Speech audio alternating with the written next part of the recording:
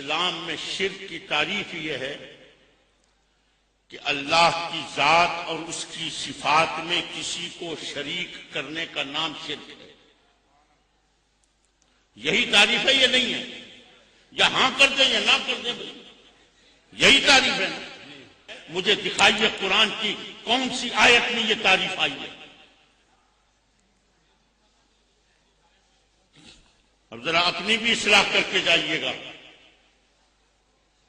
علماء کرام موجود ہیں یہاں بے شمار، میں بڑی گارنٹی سے کہہ رہا ہوں، مجھے قرآن کی کوئی ایک آیت دکھا دیجیے گا کہ جس کے اندر یہ تعریف آئی ہو کہ اللہ کی ذات اور اس کی صفات میں کسی کو شریک کرنے کا نام شرک ہے۔ مجھے قرآن کی کوئی ایک آیت دکھا دیجیے گا۔ حضور والا، یہ ہماری اسلام کی تعریف نہیں ہے۔ اب ذرا سوچیں کہ کس طریقے سے ہمارے ذہنوں میں یہ تعریف پیوست کی گئی۔ یہ تعریف یہ یہودیوں کی تعریف ہے، یہ نصرانیوں کی تعریف ہے۔ ذرا پڑھیے، کبھی یہودیت کو خدا کو مانتے ہیں اور کیا مانتے ہیں؟ وحدہ لا شریک کہتے ہیں۔ ذرا پڑھیے کبھی ہندوؤں کو، کبھی پڑھیے، اٹھائیے بیت کو ذرا مطالعہ کریں۔ حالانکہ ہزاروں دیوتاؤں کی پوجا کرتے ہیں، لیکن اس کے باوجود ان کا اپنے سب سے بڑے خدا کے بارے میں عقیدہ کیا ہے ہندوؤں کا؟ اور ہندوؤں کا سب سے بڑا خدا ہے کون؟ ہندو کے سب سے بڑے خدا کا نام بھگوان نہیں ہے، ان کے سب سے بڑے خدا کا نام رام نہیں ہے، ان کے سب سے بڑے خدا کا نام سیتا نہیں ہے، ہندوؤں کے سب سے بڑے خدا کا نام ہے ایشور۔ اور پڑھیں ایشور کے بارے میں کیا کہتے ہیں؟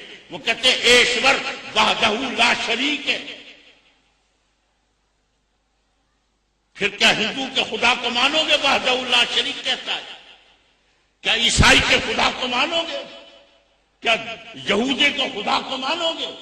ارے میں کسی کے خدا کو نہیں مانتا، خواہ کتنا ہی وحدہ لا شریک کہتا رہے، اور میں اس مولوی کے خدا کو بھی نہیں مانتا جو منبر پہ چڑھ کے تین مرتبہ لوگوں کو دھوکہ دینے کے لیے وعدہ کی رٹ لگاتا ہے۔ میں اس خدا کو مانتا ہوں جو محمد کا خدا ہے۔ سبحان اللہ،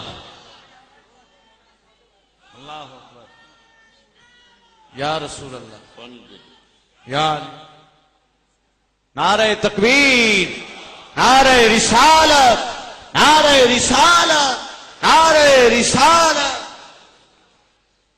حضور یہ مسئلہ کوئی نہیں چھیڑے گا، میں آپ کو حقیقت بتا رہا ہوں۔ اور میں کیوں چھیڑ کے بیٹھا ہوں؟ اس لیے کہ میں عمر کے آخری حصے میں ہوں، اور مجھے روز ایسا محسوس ہوتا ہے کہ شاید آنے والا دن نہ دیکھ سکوں، اور قبر میں جانا ہے، اور قبر میں جاتے کے ساتھ ہی سب سے پہلا سوال کون سا ہوگا؟ من ربو کا، تیرا رب کون ہے؟ اللہ ربی اللہ اس کی زبان پر آئے گا کہ جس کو اللہ کی صحیح معرفت حاصل ہوگی۔ صاحب سنیے قرآن کی تعریف، سنیں شرک کی، سارے مسئلے حل ہوں گے، سارے مسئلے حل ہوں گے۔ اللہ تبارک و تعالیٰ شرک کی تعریف بیان کرتے ہوئے فرماتا ہے وَإِذْ نُسَوِّيكُمْ بِرَبِّ الْعَالَمِينَ۔ اللہ فرماتا ہے شرک یہ ہے کہ مجھ رب العالمین کے برابر کسی کو سمجھنا، یہ شرک ہے۔ وَإِذْ نُسَوِّيكُمْ بِرَبِّ الْعَالَمِينَ، اللہ کے برابر کسی کو سمجھنا یہ شرک ہے۔ یہ ذات اور صفات کی قرآن نے بات نہیں کری۔ کیوں نہیں کری؟ اس لیے کہ اگر ذات اور صفات کی بات کرو گے تو پھر خود قرآن کے اوپر اعتراض آئے گا۔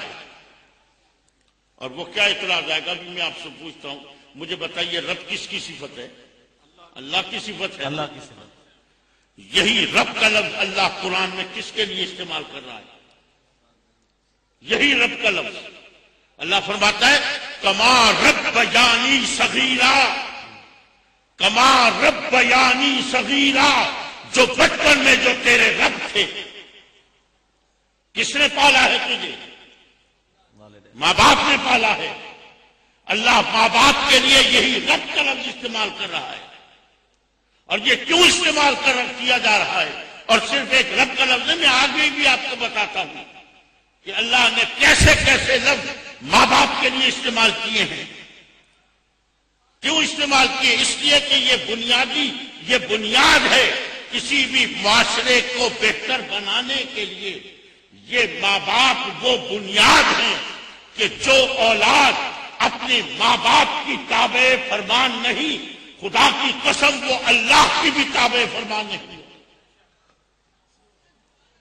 اس لیے رب کریم ماں باپ کی عظمت، ماں باپ کی عزت، ماں باپ کی شوکت، ماں باپ کی جلالت کے لیے وہ لفظ استعمال کر رہا ہے جو ہم اللہ کے لیے، اللہ کے سوا کسی کے لیے نہیں بولتے ہیں. کہ ہمارا رب اللہ ہے، لیکن اللہ یہی رب کا لفظ ماں باپ کے لیے استعمال فرما رہا ہے. کما رب یعنی صغیرہ، جو بچپن میں جو تیرے رب تھے. حقیقت عرض کرتا ہوں، بدنصیب ہے وہ اولاد، بدنصیب ہے وہ اولاد جس نے اپنی زندگی کے اندر ماں باپ کو پایا اور ان کی تابعداری نہ کر سکا. خوش نصیب ہے وہ اولاد کہ جس نے ماں باپ کو پایا اور ان کا فرما بردار ہو گیا. حضور یہ پہلی بنیاد ہے، پہلی بنیاد ہے معاشرے کی تباہی کے لیے. یہ پہلی بنیاد ہے.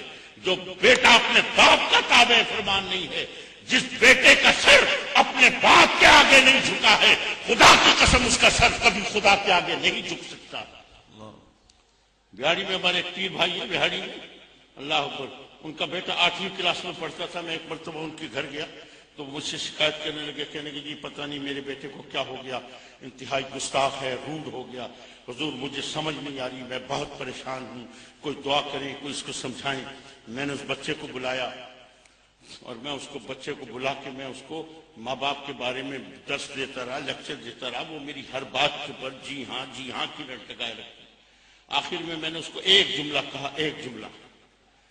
وہ جملہ کیا تھا؟ میں نے کہا بیٹا یاد رکھنا، اپنے سر کو ہمیشہ ماں باپ کے آگے جھکا کے رکھنا.